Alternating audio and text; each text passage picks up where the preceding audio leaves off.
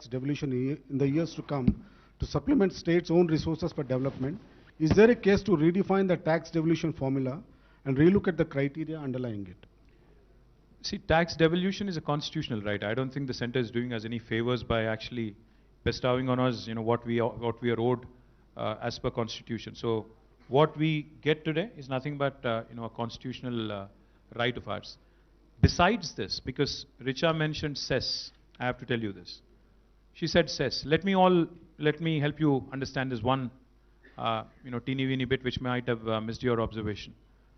Back in 2014, when Prime Minister Modi took office in Delhi, the price of crude oil per barrel, let me remind you, was about $100.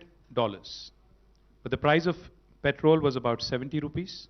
The price of diesel was, I think, about 65 or 60. I don't remember exactly. But the price of crude oil was around $100.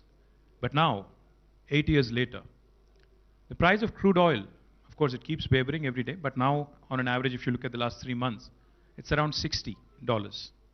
What happened to the fuel prices? They're around 115 in Telangana, 112 in Karnataka, 100 somewhere else, 100 and odd something in some other place. What happened? What happened is, Government of India came out with this 2 additional cess, additional excise duty and a cess that has been imposed on us. And let me tell you, we do not get anything out of this cess. The states are denied their rightful share. Because of these cesses, these additional excise duties, we do not get anything that we are supposed to get. Had it been another form of tax, we would have had that 41% devolution that you just mentioned. But they're denying us, depriving us this, and they've garnered more than 35 lakh crores now in the last 6 years to the union kitty. And they've not really, opened their purse strings to any of the states. So this is a fact. These are the things that they've resorted to. While they said, 10% हमने बढ़ा दिया devolution. But क्या किया? अलग-अलग तरीका ढूंढ निकाला, जिसमें से पैसा कैसे काटना है, राज को कैसे सताना है, उसका एक तरकीब निकाला. आज जब हम लोग बोलते हैं मोदी जी को कि सर, जब 100 रुपया बैरल था, एक क्रूड ऑयल बैरल था, 70 रुपए का पेट्रोल था पूरा देश में, आज 115, 110 है, तो क्यों ना आप पूरे देश में सेस स्क्रैप करो, एक्साइज ड्यूटी स्क्रैप करो, क्यों ना फिर 70 रुपए में देंगे. मुझे इतना ट्रोलिंग होता है इस बात पे. लोग बोलते हैं कि पहले तुम अपने राज में तो करो. मतलब क्या हुआ? आप स्क्वीज करोगे आप और कम करें हम. ये कहां की रीत है?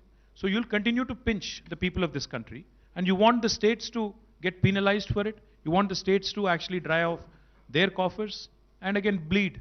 And what happens is, effectively, when the state starts bleeding, Modi ji will come here and give a lecture, भाषण की, देखिए इनको चलाने नहीं आता, पूरा राज को बर्बाद कर दिया. So this is their agenda. They squeeze you, they strangle you, and then they come and tell you that these guys are not performing. So point is, 100% the constitutional right which is owed to every state, अगर उसको तो देना ही देना है, उसमें कोई चारा नहीं है उनके पास. साथ ही साथ, अगर भारत को आगे बढ़ना है, we need to start looking at radically leveraging our economy. Today in Hyderabad Metro, we have Canadian pensioners' money here. Canada Pension Fund invests in Hyderabad Metro. Where is Indian pensioners' money? कोई bank में, कोई FD में बैठा है, 30 लाख करोड़ बैठा है वहां पे. भारत जैसे देश को अगर आगे बढ़ना है, do we not need this money to invest in infrastructure? There's a great saying of President John F. Kennedy that I would like all of you to dwell on for a bit. I read this for the first time when I landed in the US. John F. Kennedy very, very famously said, America does not have good infrastructure, does not have good infrastructure because it is rich. America is rich because it has good infrastructure. So it is incumbent upon us to understand that investments into infrastructure, power, roads, ports, airports, seaports, all of these are essential if we have to move up to the second world and the first world league. And unless Government of India really works with us. See, for instance, if we have to, have inland waterways happen all the way to Bhadrachalam, Richa said we are landlocked. There is only so much you can do. She said, no, we can do more. We can bring a vessel all the way up to Bhadrachalam, to the border of Telangana, provided Union government facilitates and works with Andhra and Telangana governments and invest together. We can actually reduce the transportation cost. We can create more industries. But can this happen with Prime Minister Modi? He'll want to take everything to Gujarat or Uttar Pradesh because that's where all the assembly or parliament seats which are voting for him are. Unfortunately, that's how it's been. I will take a question from that lady. Let the question be brief, ma'am. Hello, ma'am. Very brief. Brand KTR Garu and brand Telangana are synonymous. Thank you, ma'am. Whether it is 1 minute, 5 minutes, or 45 minutes, it's always a privilege to listen to you. Kind of you, sir. Having said that, I work in public health, and I have seen how a flood was monitored, including switching off of the electricity. The poles were monitored, and the last mine was taken care of by the state so that nobody got electrocuted. The question from you is, or you didn't touch on the communications that you did present throughout Telangana.